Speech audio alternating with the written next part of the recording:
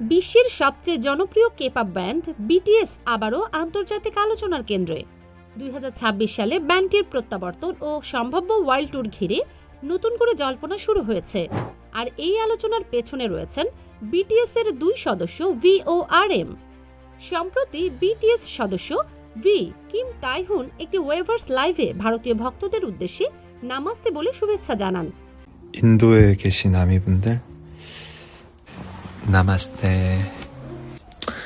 인도 아미분들 우리 내년에 봐요. এরপর তিনি 2026 সালের ওয়ার্ল্ড ট্যুর নিয়ে একটি ইঙ্গিত দেন, যা থেকে ধারণা করা হচ্ছে বিটিএস এর সম্ভাব্য কনসার্ট তালিকায় ভারত থাকতে পারে। এই মন্তব্যের পরই ভারতীয় আর্মিদের মধ্যে ব্যাপক উত্তেজনা ছড়িয়ে পড়ে। 2026 সাল বিটিএস এর জন্য একটি গুরুত্বপূর্ণ বছর। এই বছরই ব্যান্ডটি দীর্ঘ বিরতির পর নতুন অ্যালবাম নিয়ে সঙ্গীতে প্রত্যাবর্তন করার পাশাপাশি একটি বিশ্বব্যাপী ওয়ার্ল্ড ট্যুরে যাওয়ার পরিকল্পনা করছে বলে বিভিন্ন আন্তর্জাতিক গণমাধ্যমে আলোচনা চলছে। ধারণা করা হচ্ছে ট্যুরটি বসন্ত মৌসুমে শুরু হতে পারে। এদিকে বিটিএস এর লিডার RM কিম নামজুন সাম্প্রতিক সময়ে এক গ্রুপ লাইভে ব্যান্ডের ভবিষ্যৎ পরিকল্পনা নিয়ে কথা বলেন। দক্ষিণ কোরিয়ার প্রভাবশালী সংবাদ মাধ্যম চোসুনিলবয়ের প্রতিবেদনে উল্লেখ করা হয় RM চান হাইবে যেন বিটিএস এ কামব্যাক ও ভবিষ্যৎ পরিকল্পনা নিয়ে আরও স্পষ্ট ও যত্নশীল ভূমিকা নেয়।